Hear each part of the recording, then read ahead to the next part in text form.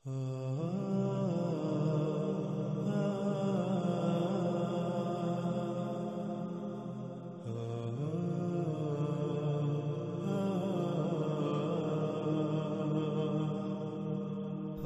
باللہ من الشیطان الرجیم، بسم اللہ الرحمن الرحیم۔ ناظرین، ہمارے اس پروگرام کا موضوع موجودہ حالات کے تناظر میں وہ لوگ ہیں جو خود کو ملحد کہلواتے ہیں یا پھر ملحد کہتے ہیں۔ لفظ ملحد کا معنی کیا ہے، اس کے بارے میں بہت کم لوگ جانتے ہیں، اور اس کے برعکس اکثریت اس لفظ کو نہ صرف ایک گالی سمجھتی ہے بلکہ اس کا استعمال بھی بطور گالی ہی کیا جاتا ہے۔ اور اگر کوئی اس لفظ کا معنی بیان کرے گا، یعنی اگر آپ اس طبقے سے اس لفظ کے بارے میں سوال کریں جو اسے بطور گالی استعمال کرتا ہے، تو اول تو یہ کہ جواب کی امید ہی نہیں، دوم اگر جواب ملے گا تو یہ کہا جائے گا کہ ملحد بے دین کو کہا جاتا ہے۔ مطلب یہ کہ جس کا کوئی دین نہیں، اور دین سے مراد کیا لیا جاتا ہے؟ دین سے مراد یہ لیا جاتا ہے کہ جیسے مسلمان، ہندو، عیسائی، بدھ مت وغیرہ، اور جو ان کے اندر مزید جو ہے وہ تقسیمیں، فرقے، مسالک، مختلف گروہ، تنظیمیں وغیرہ ہوتی ہیں، یعنی جس کا ان میں سے کسی کے ساتھ بھی تعلق نہ ہو، جو ان سب سے باغی ہو، آزاد ہو، وہ ملحد کہلاتا ہے۔ جس کا کسی بھی مذہب سے تعلق نہ ہو اسے ملحد کہا جاتا ہے۔ یا اس سے بڑھ کر ایک اور معنی بیان کیا جاتا ہے کہ جو اللہ گاڈ ایشور کو نہیں مانتا، یعنی کہ یہ کہتا ہے کہ یہ کائنات جو ہے وہ خود بخود سے بن رہی ہے اور خود بخود سے جو ہے وہ یہ چل رہی ہے۔ حقیقت کیا ہے؟ حقیقت یہ ہے کہ لفظ ملحد کے ایسے معنوں میں کوئی حقیقت نہیں، بلکہ ملحد کہتے ہیں انسانوں کے لگائے ہوئے تمام تر دائروں سے آزاد ہو کر کسی بھی بات یا معاملے میں غور و فکر کر کے آزادانہ طور پر کسی نتیجے پر پہنچنے والا یا پہنچنا۔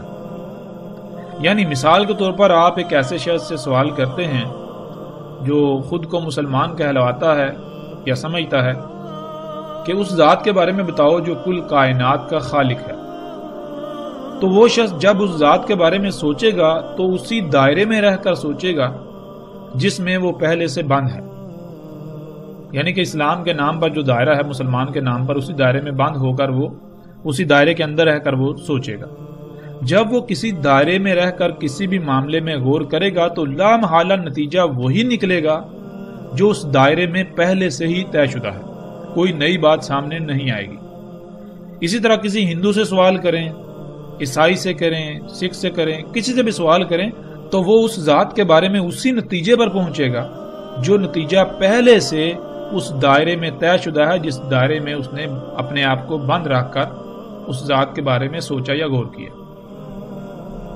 یعنی جیسے ہندوازم میں جو نتیجہ اللہ کے بارے میں، ایشور کے بارے میں، گاڈ کے بارے میں پہلے سے طے شدہ ہے، وہی سامنے آئے گا جب ہندوازم کے دائرے کے اندر رہ کر سوچا جائے گا۔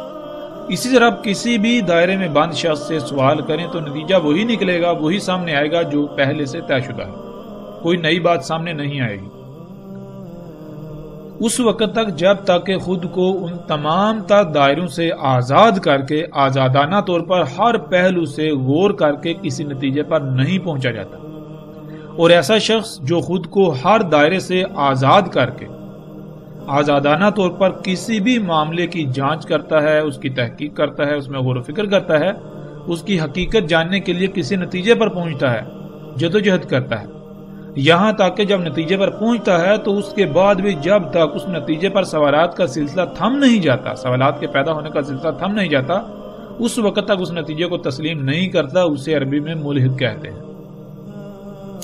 ناظرین، اس بات کی تفصیل کو بیان کرنا اس لیے ضروری تھا کیونکہ جب تک اس بات کو سمجھا نہیں جاتا آگے بات کرنے کا کوئی فائدہ نہیں تھا، اور نہ ہی کوئی فائدہ ہے۔ لفظ ملحد کو سامنے رکھتے ہوئے ہم ایک انتہائی اہم پہلو آج آپ کے سامنے رکھیں گے اور اسی پر بات ہوگی۔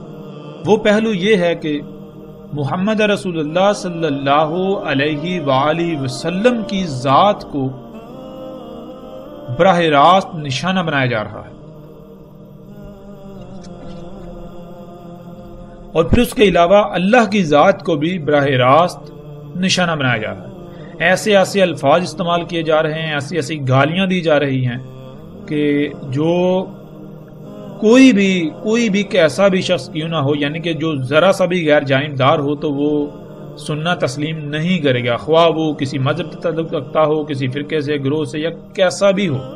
اگر وہ تھوڑا سا بھی اس کے اندر جو ہے وہ رائے برابر بھی غیر جانبدارانی کا عنصر موجود ہے تو وہ ایسی بات کو تسلیم کرنے کے لیے یا ایسی بات کو سننے کے لیے کبھی بھی تیار نہیں ہوگا۔ ہم صرف اور صرف ان لوگوں پر اس کا الزام عائد نہیں کریں گے جو براہ راست اللہ کی ذات پر اور محمد رسول اللہ صلی اللہ علیہ وآلہ وسلم کی ذات کو نشانہ بنا رہے ہیں، بلکہ ہم جذبات کی بجائے علم و حکمت سے کام لیتے ہوئے اس معاملے کی اصل وجہ اور حقیقت کو سامنے لائیں گے، اور پھر جو بھی اس کے ذمہ داران ہوں گے ان کو ننگا کریں گے، بالکل سامنے لائیں گے، ان کے چہروں پر پڑے دجل کے نقاب اتار دیں گے تاکہ حقیقت کیا ہے سب اپنی آنکھوں سے دیکھیں۔ تو ناظرین، ہم آتے ہیں اپنے موضوع کی طرف، اور سب سے پہلا سوال ہم کرتے ہیں ان لوگوں سے جو خود کو ملحدین کہلواتے ہیں، اور نہ صرف کہلواتے ہیں بلکہ پھر اس پر فخر بھی محسوس کرتے ہیں، اور عمل ان کا بھی بالکل ویسا ہی ہے جیسا الزام وہ اپنے مخالفین یعنی مذہبی طبقے اور ملائیت وغیرہ پر عائد کرتے ہیں۔ مطلب یہ کہ وہ طبقہ جو خود کو ملحدین کہتے ہیں یا کہلواتے ہیں، ان کا کہنا یہ ہے، ان کا الزام یہ ہے کہ مذہبی طبقہ خود کو ملاؤں کے ہی کھینچے ہوئے دائروں میں بند کر کے سوچتا ہے، اور پھر نتیجہ وہی نکلتا ہے جو پہلے سے ملائیت یا مذہبی طبقہ طے کر چکا ہوتا ہے، جس کی وجہ سے آج دنیا کی یہ حالت ہے کہ ہر طرف قتل و غارت اور فساد بپا ہے۔ ہم فی الحال اس پر بات نہیں کریں گے، لیکن ہم براہ راست ان لوگوں سے سوال کریں گے کہ جو خود کو ملحدین کہلواتے ہیں کہ اے ملحد، تم خود کو ملحد بھی کہلواتے ہو، اس کے باوجود اپنا عمل تو دیکھو، کیا تم اپنے دعوے میں سچے ہو؟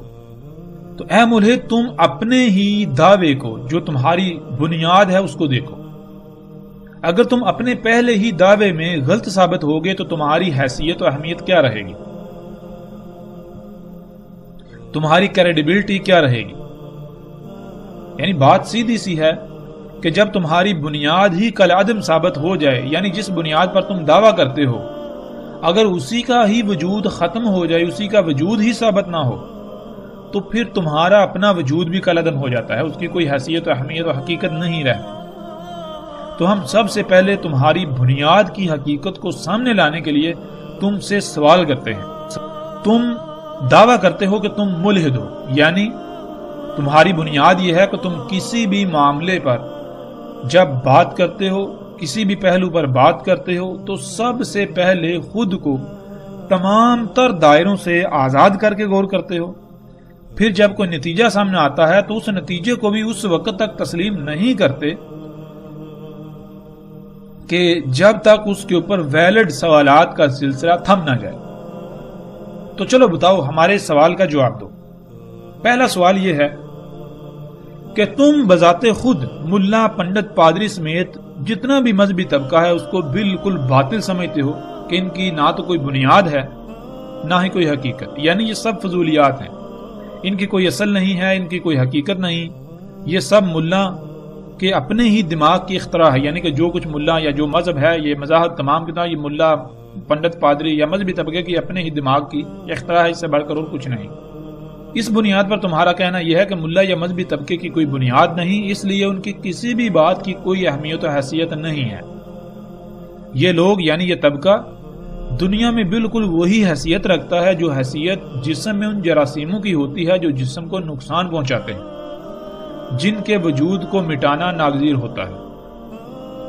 یعنی کہ دنیا میں جب تک یہ مذہبی طبقہ موجود ہے دنیا ترقی نہیں کرے گی، ترقی کی راہ میں رکاوٹ رہے گی، دنیا کی اصلاح نہیں ہوگی، یہ نہیں ہوگا، وہ نہیں ہوگا، لہٰذا اس طبقے کو جو ہے وہ سرے سے یہ ختم کر دینا چاہیے، ان کو تو جو ہے وہ ایٹم بم مار کے ختم کر دینا چاہیے، یہ سب کو مٹا دینا چاہیے، یہ جو مذہبی طبقہ جتنا بھی ہے۔ بہرحال ٹھیک ہے، تمہاری بات ہم مان لیتے ہیں، ہم تمہاری بات سے اتفاق کرتے ہیں ایک لمحے کے لیے۔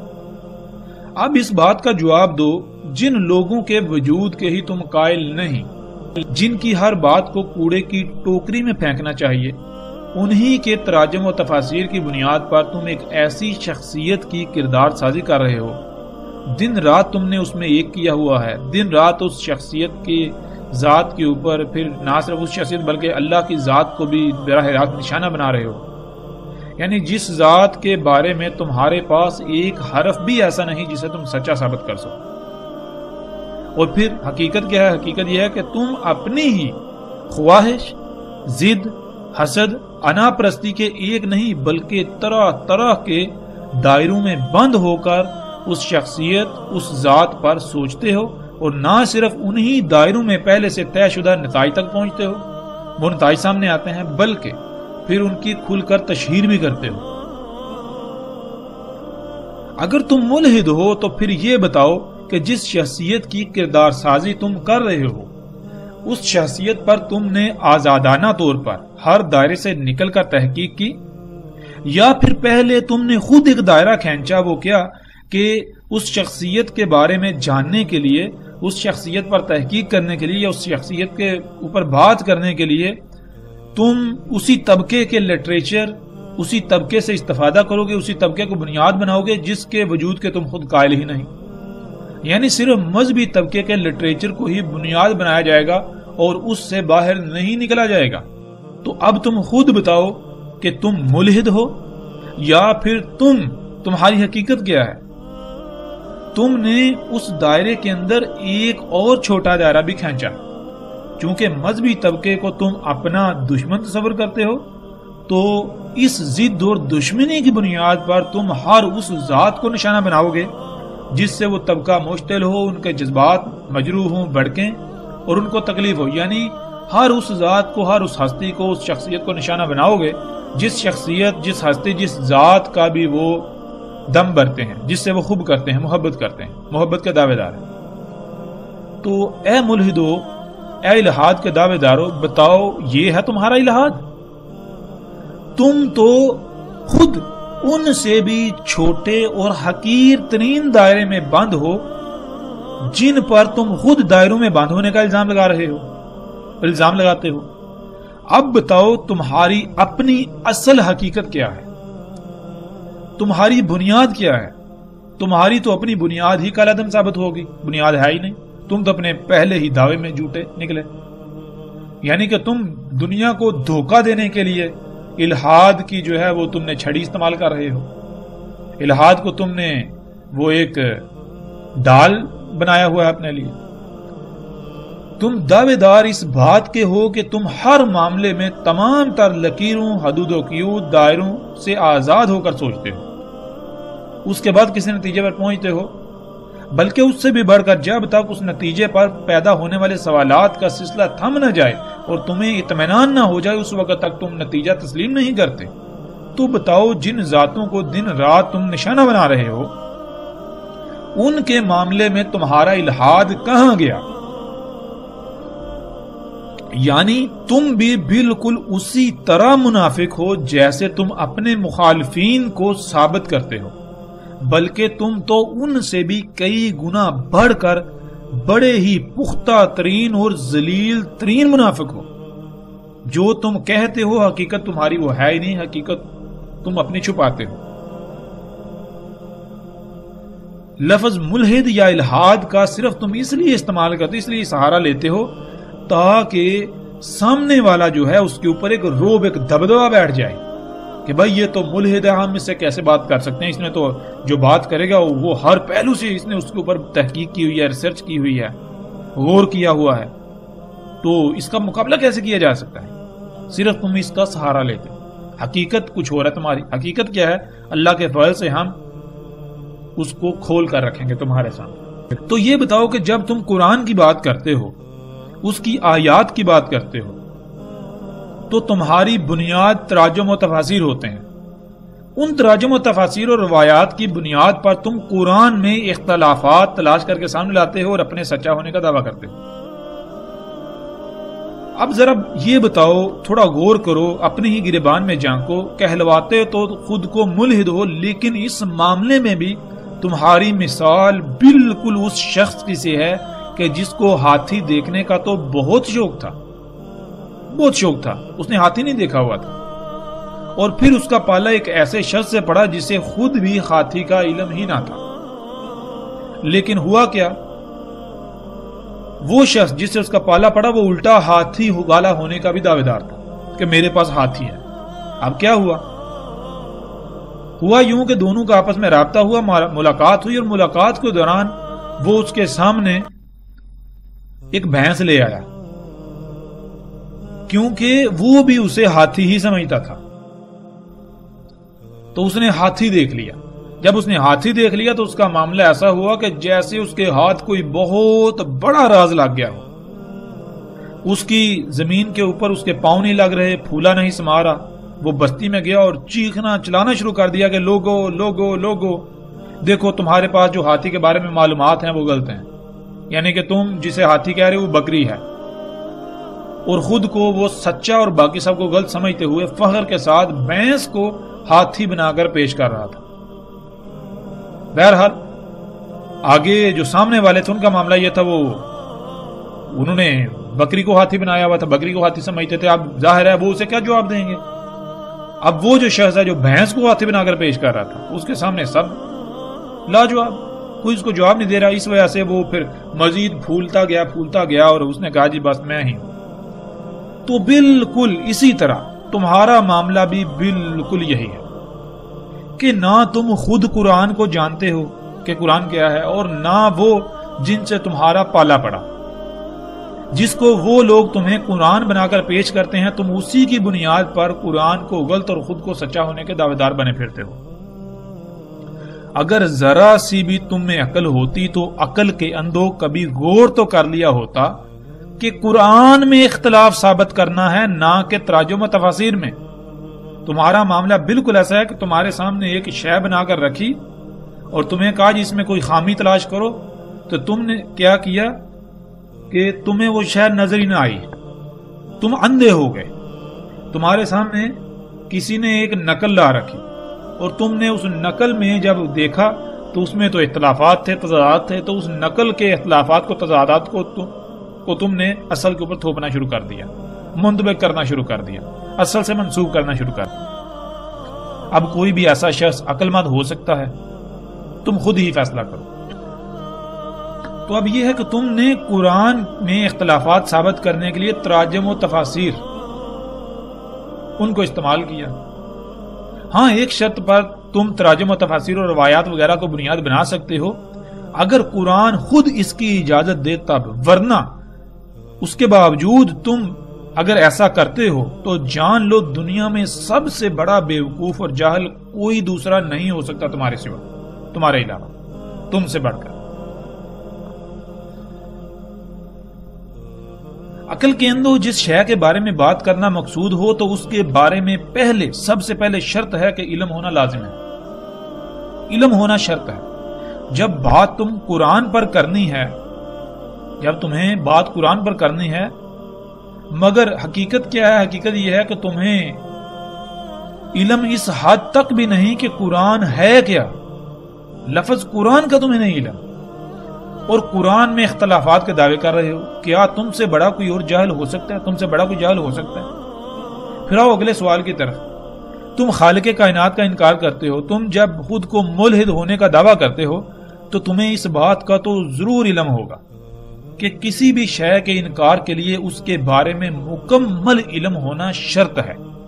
یعنی مثال کے طور پر اگر تمہارے سامنے میں جوتا رکھ دوں اور یہ کہوں کہ یہ کیک ہے تو کیا تم مان لو گے؟ ظاہر ہے نہیں مانو گے نا۔ تو ذرا جواب دو وہ کون سی وجہ ہے جس کی بنیاد پر تم نے یہ کہا کہ یہ کیک نہیں ہے؟ کیا وہ علم نہیں؟ یعنی تمہیں علم ہے کہ کیک کیا ہوتا ہے، اسی لیے تو تم نے کہا کہ یہ کیک نہیں ہے۔ تو کسی بھی شے کا انکار کرنے کے لیے سب سے پہلے یہ شرط ہوتی ہے کہ آپ کو اس کے بارے میں صحیح علم ہو، آپ اصل کو جانتے ہوں، اصل کے بارے میں آپ کو علم ہو، تب آپ نقل کا انکار کر سکتے ہیں۔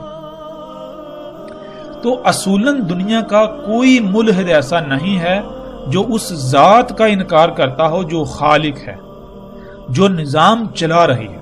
اب وہ کیسی ہے، کیا ہے، وہ الگ موضوع ہے، بشرطے کہ وہ ملحد ہو، نہ کہ محض زبان سے دعوے دار اور عمل اس کے برعکس یعنی منافق۔ انکار اس ذات کا نہیں کیا جاتا، بلکہ انکار تو اس ذات کے بارے میں ملا، پنڈت، پادری وغیرہ کے خود ساختہ عقائد کا کیا جاتا ہے۔ ملا نے ایک عقیدے کو اخذ کیا، جب کسی کو پوچھا جائے کہ اللہ کیا ہوتا ہے تو ملا کہتا ہے کہ اللہ کے بارے میں تم نے اسی عقیدے میں بند ہو کر سوچنا ہے۔ جب ایسا کیا جائے گا تو ظاہر نتیجہ وہی نکلے گا جو پہلے سے ہی ملا نے طے کیا ہوا ہے، کچھ نیا تو سامنے آنے والا نہیں۔ اب اصل حقیقت تو یہ ہے کہ ملا کے نزدیک، ملائیت کے نزدیک اللہ اس کے عقیدے کا نام ہے۔ ملحد تو ملا کے عقیدے کا انکار کرتا ہے، نہ کہ اس ذات کا۔ اور پھر ملا کے اس ذات کے بارے میں گڑے ہوئے عقیدے کے انکار کے لیے بھی اس ذات کے بارے میں حقیقی علم ہونا لازم ہے، ورنہ اگر اصل کا علم نہیں تو نقل کا انکار کیسے کیا جا سکتا ہے؟ جو کام ملا کا تھا الٹا خود تم نے کر دیا۔ ملا کے عقیدے کا کفر ملا کے نزدیک اللہ کا کفر ہے، اور تم نے ملا کے عقیدے کا کفر کرنے کے بجائے الٹا اللہ کا کفر کر دیا، الٹا اللہ کا ہی کفر کر رہا ہے۔ اور پھر تو اس میں بھی محض جھوٹا ہے، کیونکہ تجھے اصل کا تو علم ہی نہیں۔ یعنی اگر تو ملا کے عقیدے کا بھی انکار کرتا ہے تو صرف اسی بنیاد پر کر سکتا ہے کہ تجھے اصل کا علم ہونا چاہیے۔ اگر تجھے اصل کا علم ہی نہیں تو کس بنیاد پر انکار کرے گا؟ تو اللہ کا انکار تو دور کی بات ہے، تو ملا کے عقیدے کا انکار بھی نہیں کر سکتا۔ اگر واقعتاً تو علم رکھتا ہے تو پھر آ میدان میں اور جواب دے۔ اگلا سوال، اے ملحد ہونے کے دعوے دار، چل اس بات کا جواب دے کہ تو نظریہ ارتقاء کا مکمل قائل ہے، نہ صرف قائل ہے، اس کی حمایت کرتا ہے اور اس کا پرچار بھی کرتا ہے، اس کو بالکل حق سچ تسلیم کرتا ہے۔ نظریہ ارتقاء کیا ہے اس پر ہم بعد میں تفصیل سے بات کریں گے، لیکن ہم یہاں جو بات کریں گے وہ یہ کہ ہم تیرے ہی الفاظ، تیرے ہی عقائد و نظریات، تیرے ہی علم سے، تیری ہی باتوں سے ہم تیری بنیاد ختم کر دیں گے، ہم تیری حقیقت تیرے ہی سامنے لا کھڑی کریں گے۔ تو خود ہے کیا؟ تیری بنیاد ہے ہی نہیں، تو ان سے بھی انتہائی گیا گزرا ہے جن پر تو یہ الزامات لگاتا ہے، جن کو تو کہتا ہے کہ ان کی کوئی حیثیت و اہمیت نہیں۔ ہم تجھے بتائیں گے تیری اہمیت و حیثیت کیا ہے، تیرے ہی سامنے تجھے ننگا کر دیں گے، تیری حقیقت کھول دیں گے۔ تو ناظرین، ہم آپ کو بتاتے چلیں کہ نظریہ ارتقاء، اس پر ہم تفصیل کے ساتھ بعد میں بات کریں گے، اور اس نظریہ ارتقاء جو ہے اس کی حقیقت کو ہم ایسے چاک کریں گے، ہاں جو اس میں حقیقت ہے وہ بھی آپ کے سامنے رکھیں گے، باقی جو کچھ انہوں نے اس سائنس کے نام پر اپنے مفادات کے حصول کے لیے دنیا کو دھوکہ دینے کے لیے بیچ میں ملاوٹیں کی، جو چیزیں سامنے رکھیں وہ بھی آپ کے سامنے رکھیں گے، سب ہر پہلو سے کھول کر سامنے رکھیں گے۔ لیکن یہ جان لیں کہ جو نظریہ ارتقاء ہے اس کی بنیاد کیا ہے۔ نظریہ ارتقاء کی بنیاد 4 اصول ہیں، 4 اصول، اور وہ 4 اصول کیا ہیں؟ وہ سائنس کے اصول ہیں، یعنی کہ سائنس ان کو تسلیم کرتی ہے، وہ باقاعدہ تحقیق اور ثابت شدہ ہیں سائنس کے نزدیک۔ سائنس جو یہ کہتے ہیں پرووڈ علم، تو وہ چاروں کے چاروں اصول جو ہیں وہ پرووڈ ہیں۔ ان میں سب سے پہلا اصول کیا ہے کہ تغیرات، یعنی کہ نظریہ ارتقاء جن 4 اصولوں کی بنیاد پر کھڑا کیا گیا، وضع کیا گیا، گھڑا گیا، ان میں سب سے پہلا اصول ہے تغیرات۔ تغیرات کسے کہتے ہیں؟ مثال کے طور پر ناظرین، آپ ایسا کریں کہ کسی ایک جانور کو اپنے سامنے رکھیں، آپ ایسا کریں کہ آپ گائے کی مثال لے لیں، تو آپ گائے کو دیکھتے ہیں کہ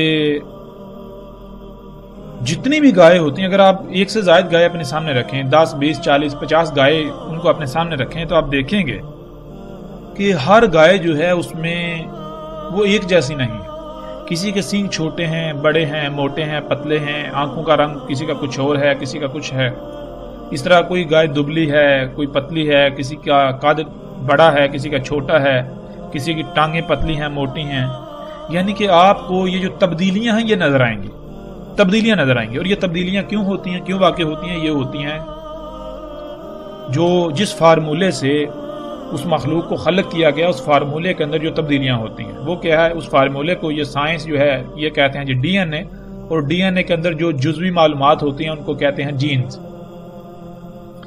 تو یعنی جین جو ہے ان کے اندر، یعنی کہ اس گائے کا جو جین ہے جو رنگ کا جینز ہے اس میں یعنی یہ معلومات تھی سرخ رنگ، تو سرخ رنگ کی گائے بنی.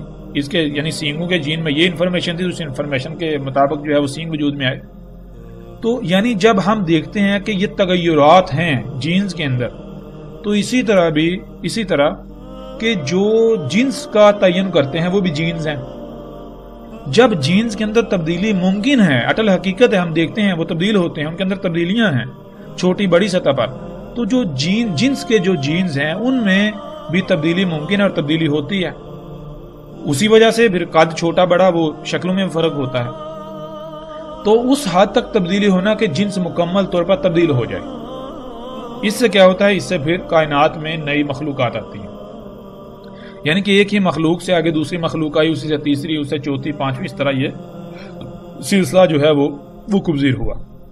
اس طرح جو ہے وہ مخلوقات بڑھتی چلی جا رہی ہیں، ایک سے دو، اس سے پھیلتی اس طرح یہ تغیرات جو ہیں یہ اس چیز کی گواہی ہیں کہ اس طرح جو ہے یہ ارتقا ہوا زمین پر حیات جو ہے اس طرح.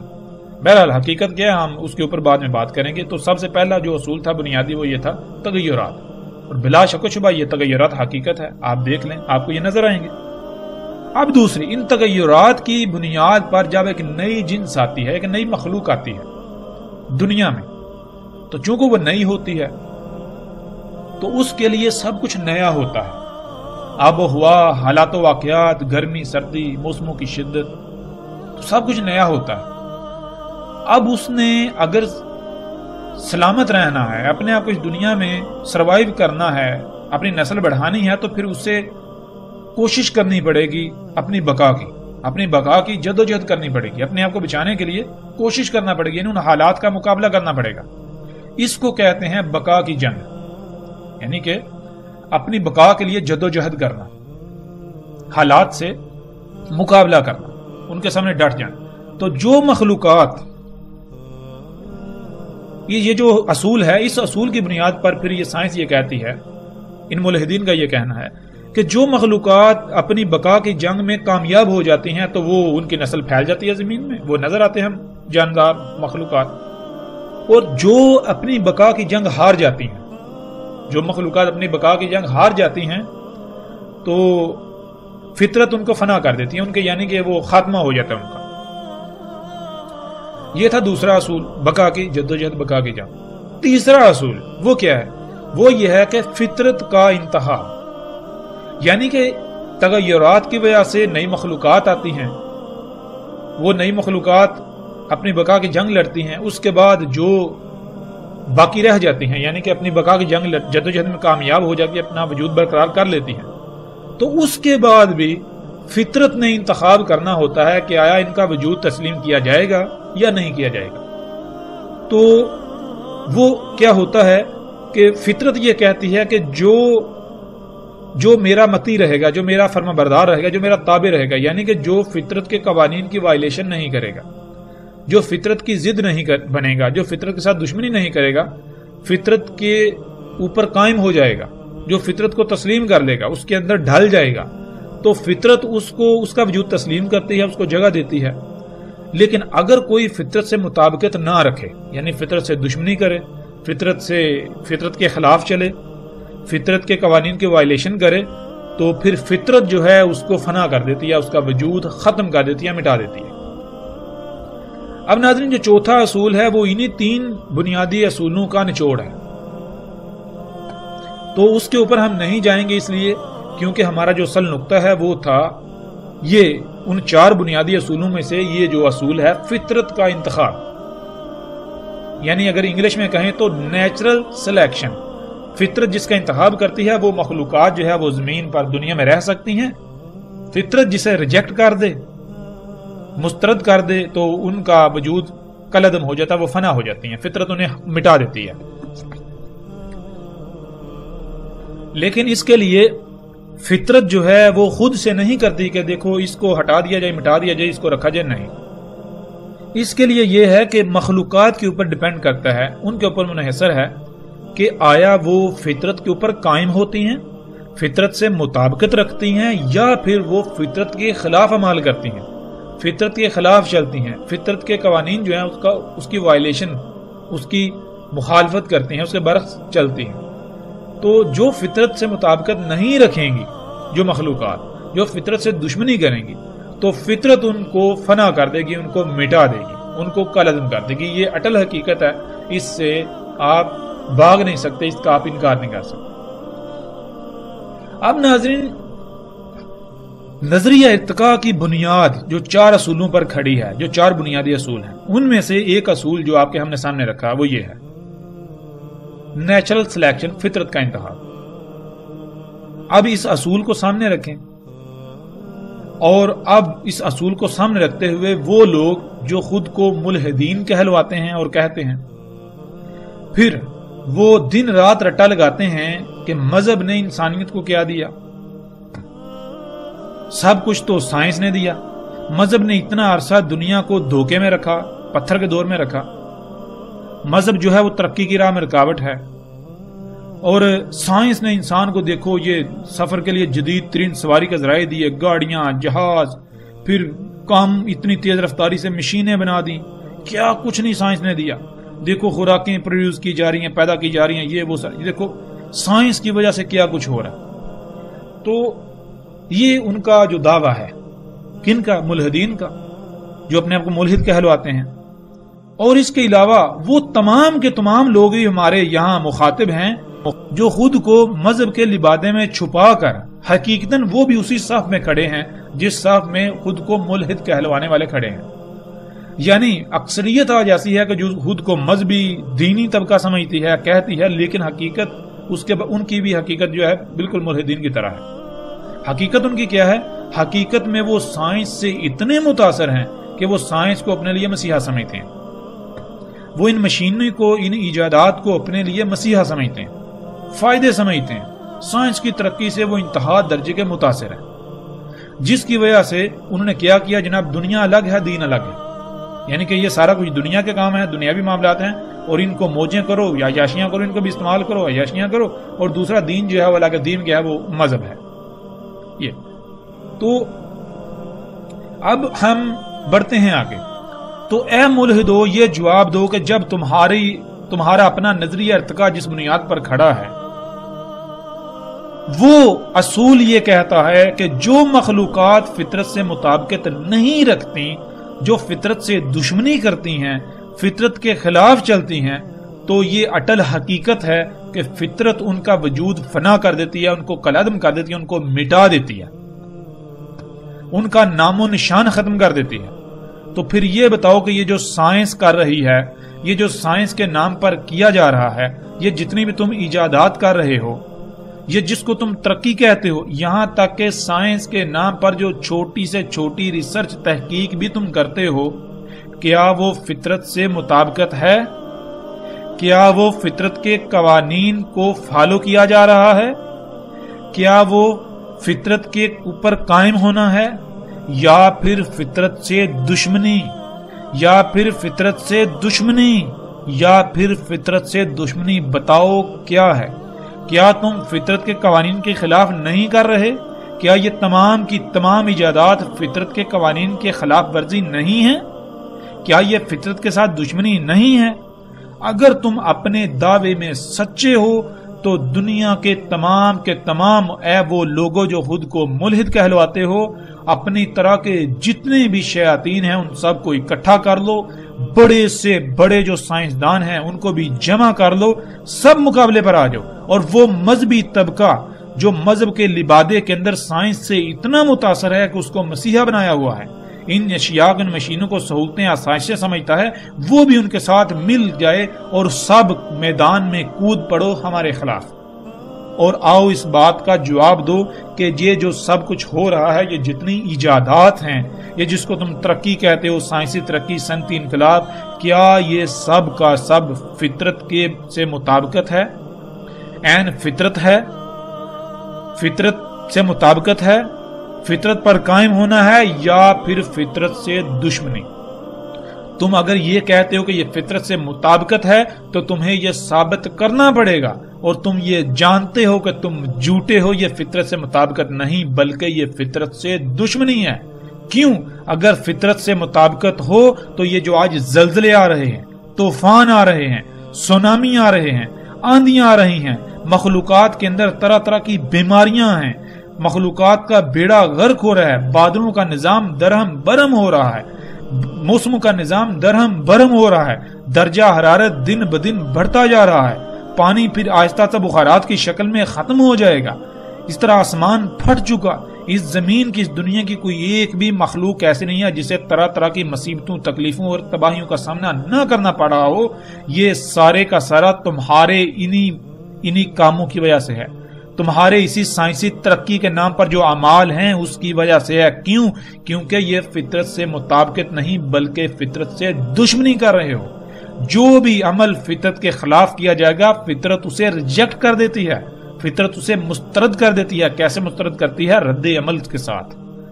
تو آؤ بتاؤ، جب تم خود کہتے ہو کہ جو فطرت سے مطابقت نہیں رکھتے، جو مخلوقات فطرت سے مطابقت نہیں رکھتی تو فطرت انہیں فنا کر دیتی ہے، تو بتاؤ پھر کیا فطرت تمہیں فنا نہیں کرے گی؟ یہ تمہاری اپنی سائنس یہ کہہ رہی ہے، تمہاری اپنی سائنس یہ کہہ رہی ہے، جسے یہ ثابت ہوتا ہے عقل کے اندر۔ خود اپنے ہی گریبان میں جھانکو۔ ایک طرف تو خود کہتے ہو کہ جو فطرت سے مطابقت نہیں رکھتے وہ فنا ہو جاتے ہیں، ان کا نام و نشان مٹ جاتا ہے، اور دوسری طرف اسی حقیقت اپنے ہی الفاظ کو چھپاتے ہو، اس کے خلاف چلتے ہو، اس کے خلاف کرتے ہو۔ تم سے بڑا کوئی اور منافق اور دھوکے باز ہو سکتا ہے؟ تمہاری اسی دھوکے بازی کی وجہ سے آج پوری انسانیت تمہارے چنگل میں پھنس کر وہ اپنی تباہی، اپنی فنائیت کے کنارے پر آ کھڑی ہوئی، اس مقام پر آ چکی ہے کہ اب واپسی کا راستہ بند ہو چکا۔ کیا تم لوگوں نے ان حقائق کو واضح کیا؟ تمہاری حقیقت کیا ہے؟ تمہاری حقیقت بھی اسی مذہبی طبقے کی طرح ہے۔ وہ مذہبی طبقہ کیا کرتا ہے؟ قرآن کے شروع میں پڑھتا ہے الحمدللہ، الحمدللہ کہ اللہ کے لیے ہے ہی حمد، لیکن دوسری طرف وہ کیا کرتا ہے؟ اپنے کرتوتوں، اپنے جرائم کی ذمہ داری اللہ کے اوپر ڈالتا ہے۔ تم ملحدو کیا کرتے ہو؟ تم کیا کہتے ہو؟ تم کہتے ہو کہ دیکھو تمہارا اللہ عیب دار مخلوقات خلق کر رہا ہے، عیب دار موسموں میں عیوب، مخلوقات میں عیوب، خامیاں، بیماریاں، مصیبتیں، تکلیفیں، یہ تمہارا اللہ کر رہا ہے، اور یہی مذہبی طبقہ کہتا ہے۔ تو مذہبی طبقہ تو تمہارا ساتھی ہے، ان کو کیوں بلیم لگا رہے ہو؟ تم تو دونوں آپس میں بھائی بھائی ہو، ایک ہی کام کر رہے ہو۔ مذہبی طبقہ کیا کرتا ہے؟ مذہبی طبقہ یہ کرتا ہے کہ وہ زبان سے کہتا ہے اللہ کے لیے ہے ہی حمد، لیکن وہ اپنے جرائم، دوسروں کے جرائم کی ذمہ داری اللہ کے اوپر ڈال دیتا ہے۔ ایک طرف کہتا ہے اللہ کے لیے ہے ہی حمد، اور دوسری طرف جب وہ دیکھتا ہے کہ مخلوقات کے اندر فساد ہو رہا ہے، خرابیاں ہیں، تو وہ کہتا ہے یہ اللہ نے کر دی، اللہ جیسے چاہتا ہے خلق کرتا ہے، اللہ جیسا چاہتا ہے خلق کرتا ہے۔ وہ عقل کے اندو، یہ پورے قرآن میں یہ کہاں لکھا ہے کہ اللہ جیسا چاہتا ہے خلق کرتا ہے؟ پورے قرآن میں کہیں بھی تم یہ ثابت نہیں کر سکتے کہ اللہ جیسا چاہتا ہے خلق کرتا ہے یہ لکھا ہو۔ اللہ سبحانہ وتعالی نے قرآن میں بار بار یہ بات کہی کہ اللہ خلق کرتا ہے جیسے اس کا قانون ہے، جو شے اس کے قانون کے عین مطابق خلق ہوگی وہ اللہ کی خلق ہے، جو اس کے قوانین کے خلاف خلق کی جائے گی وہ اللہ کی خلق نہیں ہے۔ جب اس کے قوانین کو فالو نہیں کیا جائے گا، اس کے قوانین کے خلاف خلق کیا جائے گا، تو اس میں خامیاں ہی خامیاں ہوں گی، اس میں عیوب ہوں گے، اس میں عیب ہوں گے، خامیاں ہوں گی، خرابیاں ہوں گی، فساد ہوگا، وہ شے نامکمل ہوگی، اس میں حمد نہیں ہوگی۔ اس لیے اللہ کے لیے ہے ہی حمد۔ تو جب تم دیکھتے ہو مخلوقات کے اندر عیوب، خامیاں، خرابیاں، تو جان جاؤ وہ اللہ کا کام نہیں ہے۔ حمد اس میں ہوتی ہے جس میں ایک رائی برابر بھی خامی، خرابی یا کجی نہ ہو، لیکن یہاں تو ہر مخلوق کے اندر خامیاں، خرابیاں اور کجیاں ہیں۔ تو پھر اس کا ذمہ دار کون؟ مذہبی طبقہ اس کا ذمہ دار اللہ کو ٹھہراتا ہے۔ اس سے بڑا بہتان الزام اللہ کی ذات پر اور ہو سکتا ہے؟ ہو سکتا ہے اس سے بڑا الزام؟ اے مذہبی طبقے تو خود غور کر، تو ایک بات کرتا ہے، تو ایک کام کرتا ہے، تیرے اسی کام پر، تیری اسی بات پر تنقید کی جائے، حالانکہ تو غلط ہوتا ہے، تیرے تنقید برداشت نہیں ہوتی، اس کے باوجود کہ تو غلط ہوتا ہے، تجھے پتا ہوتا ہے میں غلط ہوں، لیکن کیا کرتا ہے تو اپنی خامی کو، اپنے جرم کو دوسرے کے اوپر ڈال دیتا ہے، دوسرے کو ذمہ دار ٹھہرا دیتا ہے، نہیں جی یہ غلطی اس کی وجہ سے ہوئی۔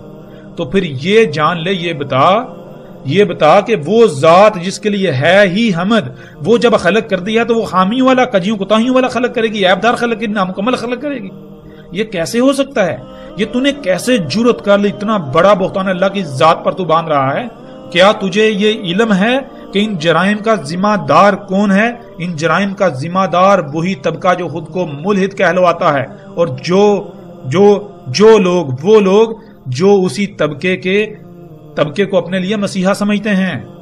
یہ جو سائنسی ایجادات کے حامی ہیں، جو سائنسی ایجادات کو سائنس کو اپنے لیے مسیحا سمجھتے ہیں، جو دن رات سائنس کرتے ہیں، ان ایجادات کے بارے میں جو ہے وہ باتیں کرتے ہوئے، ان کی تعریف کرتے ہوئے تھکتے نہیں ہیں۔ انسانیت کو ہم نے یہ دیا، وہ کیا۔ یہ جتنی سائنسی ترقی ہے، اس سائنسی ترقی کی وجہ سے کائنات میں فساد ہوا، ہر شے درہم برہم ہوئی۔ یہ وجہ ہے۔ اے مذہبی طبقے، خود غور کر، تو قرآن میں پڑھتا ہے اللہ احسن الخالقین، اللہ احسن الخالقین ہے۔ خالق، غور کر، خالقین جو ہے کیا وہ جمع کا صیغہ نہیں؟ کیا خالقین ایک خالق کو کہا جاتا ہے یا ایک سے زیادہ خلق کرنے والوں کو؟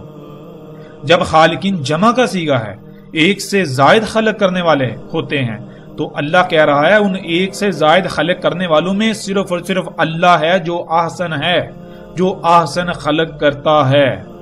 احسن کسے کہتے ہیں؟ جس سے بہتر، جس سے بہترین اور کچھ ہو ہی نہیں سکتا۔ تو اس کا مطلب کیا ہے؟ اللہ کے علاوہ اور بھی خالق ہیں، وہ جو بھی خلق کریں گے ان میں نقائص ہوں گے، خامیاں ہوں گی، خرابیاں ہوں گی، کمیاں ہوں گی، کوتاہیاں ہوں گی، کجیاں ہوں گی۔ اللہ جو ہے وہ ہر لحاظ سے احسن خلق کرتا ہے۔ کیا تو نے قرآن میں یہ نہیں پڑھا کہ اللہ سبحانہ و تعالیٰ نے قرآن میں بالکل واضح کہا کہ اس نے جو بھی خلق کیا ہر لحاظ سے مکمل پرفیکٹ خلق کیا، پھر وہ خلق کر کے اس مخلوق کی ضروریات کیا ہیں بھول نہیں گیا تھا۔ اس نے اس کائنات میں سب کچھ مکمل پرفیکٹ، ہر لحاظ سے پرفیکٹ خلق کیا، اس میں رائی برابر بھی کوئی کمی یا کجی نہیں چھوڑی۔ جب ایسا ہے تو پھر اے مذہبی طبقے، تو کیوں الٹا الزام اللہ تعالیٰ کے اوپر عائد کرتا ہے؟ اے ملحدین، بتاؤ یہ جرائم کن کے ہیں؟ آج زلزلے آ رہے ہیں تو ان کا ذمہ دار کون؟ بتاؤ یہی سائنس، یہ مشینیں جب تم خلق کرتے ہو تو فطرت کو وائلیٹ کرتے ہو، فطرت کے قوانین کے خلاف کرتے ہو، فطرت سے دشمنی کرتے ہو، جس کی وجہ سے رد عمل آتے ہیں۔ پہاڑوں کو کاٹتے ہو، زمین کا توازن بگڑتا ہے، زلزلے آتے ہیں۔ زمین کو پھاڑتے ہو، کھوتے اس کے اندر جو اللہ سبحانہ نے غیب جو چھپا کر مخلوقات رکھ دی ان کو ان کے مقامات سے ہٹاتے ہو۔ اللہ نے ہر شے میں توازن قائم کیا، وہ توازن بگڑتا ہے جس کی وجہ سے یہ سب کچھ ہو رہا ہے۔ بتاتے کیوں نہیں اگر تم سچے ہو؟ اے ملحدو، اپنے جرائم کو چھپاتے ہو اور اپنے جرائم کا ذمہ دار اللہ کی ذات کو ٹھہراتے ہو۔ تم سے بڑا کوئی منافق اور ہو سکتا ہے؟ اے ملحدو، ایک طرف تم جرائم کرتے ہو، جب اس کا رد عمل آتا ہے، جب اس کا نتیجہ سامنے آتا ہے تو کیا کہتے ہو کہ یہ گاڈ کا کیا ہوا ہے، یہ اللہ کا کیا ہوا ہے، یہ اللہ نے کیا۔ یہ کیا ہے جی؟ یہ نیچرل ڈیزاسٹرز ہیں، قدرتی آفات ہیں۔ اے عقل کیندو، تم ثابت کرو یہ کیسے قدرتی آفات ہیں۔ یہ تمہارے اپنے اعمال، جو تمہارے جرائم ہیں، انہی کے تو نتائج ہیں۔ جب تم اپنے دعوے میں سچے ہو تو اپنے جرائم جو ہیں ان کے نتائج کو بھی تو تسلیم کرو۔ ان کو تسلیم کیوں نہیں کرتے؟ جب نتائج سامنے آتے ہیں تو اس کا ذمہ دار اللہ کی ذات کو ٹھہراتے ہو، اس میں جو فائدوں کا پہلو ہے اس کو اپنی طرح منسوب کرتے ہو۔ یعنی تم نے گاڑیاں خلق کی تو جو فائدے کا پہلو اس کو اپنی طرح منسوب کرتے ہو۔ ہم نے بڑا کارنامہ انجام دیے، دیکھو ہم نے تمہارے لیے مسیحا ہے، دیکھو کیا کیا بنایا، ہم تو انسانیت کے لیے کیا کر رہے ہیں، ہم تو اصلاح کر رہے ہیں، فلاح کر رہے ہیں۔ لیکن جب انہی گاڑیوں سے جب دھواں نکلتا ہے جس سے پورا آسمان، یہ فضا زہریلی گیسوں سے بھر چکی، جس سے کوئی ایک بھی انسان ایسا نہیں ہے جو طرح طرح کی بیماریوں کا شکار نہ ہو، اس کو بیماریاں لاحق نہ ہوں، تمام کی تمام مخلوقات جو ہے ان کو طرح طرح کی اذیتوں کا سامنا ہے تمہاری اس کرتوتوں کی وجہ سے، تو اس اپنے ان جرائم کو نیچرل ڈیزاسٹرز قرار دیتے ہو، یعنی کہ اللہ کے کام کی قرار دیتے ہو کہ یہ اللہ نے کیا ہے۔ تم سے بڑا کوئی منافق، جھوٹا اور مکار ہو سکتا ہے؟ اے ملحدو، اے سائنس دانو، آؤ میدان میں۔ اور اے وہ مذہبی طبقہ جو یہ کہتا ہے کہ یہ بارشیں اللہ برسا رہا ہے، یہ زلزلے اللہ لا رہا ہے، یہ طوفان اللہ لا رہا ہے، یہ اللہ کا رہا ہے، یہ اللہ کا رہا ہے، تم بھی میدان میں اگر سچے ہو تو یہ جو الزامات اللہ کی ذات پر عائد کرتے ہو ان کا دفاع کرو، ان کو سچا ثابت کرو، آؤ میدان میں۔ ایک طرف تو تم مذہبی طبقہ اور ملحد ایک دوسرے کے دشمن نظر آتے ہو، لیکن حقیقت میں تم دونوں ایک دوسرے کے حامی ہو، حمایتی ہو، دونوں ایک دوسرے کو تقویت فراہم کرتے ہو۔ جرائم ملحد کرے، ملا کیا کرتا ہے؟ اس کا ذمہ دار اللہ کی ذات کو ٹھہرا دیتا ہے۔ پھر جرائم مذہبی طبقہ کرے تو ملحد کیا کرتا ہے؟ اس کا ذمہ دار اللہ کو اور ان شخصیات کو ٹھہراتا ہے۔ کہ جن کے بارے میں وہ ایک رائی برابر بھی علم نہیں رکھتا. تم تو دونوں بائی بائی ہو، یہ ہے تمہاری حقیقت. تو بہرحال جو ہم بات کر رہے تھے وہ بات یہ ہے کہ جب سائنس خود یہ کہتی ہے، نظریہ ارتقاء جس بنیاد پر کھڑا ہے وہ اصول یہ کہتا ہے کہ جو مخلوقات فطرت سے مطابقت نہیں رکھتی، فطرت انہیں فنا کر دیتی ہے، تو پھر آج جتنی یہ سائنسی ترقی ہے، جو انسان آج عمال کر رہے ہیں، کیا یہ فطرت سے مطابقت ہے؟ اور کوئی چھوٹے سے چھوٹا دماغ والا بھی بالکل واضح جانتا ہے کہ یہ فطرت سے مطابقت نہیں ہے، یہ سب کچھ غیر فطرتی ہے. انسان کے اپنے ہی کرتوت ہیں فطرت کے مقابلے پر. یہ فطرت کے ساتھ دشمنی ہے. جب یہ فطرت کے ساتھ دشمنی ہے، جب یہ فطرت کے ساتھ مطابقت نہیں ہے، تو پھر سائنس خود یہ کہتی ہے کہ فطرت ایسوں کو کالعدم کر دیتی ہے، ان کو فنا کر دیتی ہے. تو کیا پھر انسانیت کی فنائیت سر پر نہیں آ چکی؟ کیا فطرت تمہیں برداشت کرے گی؟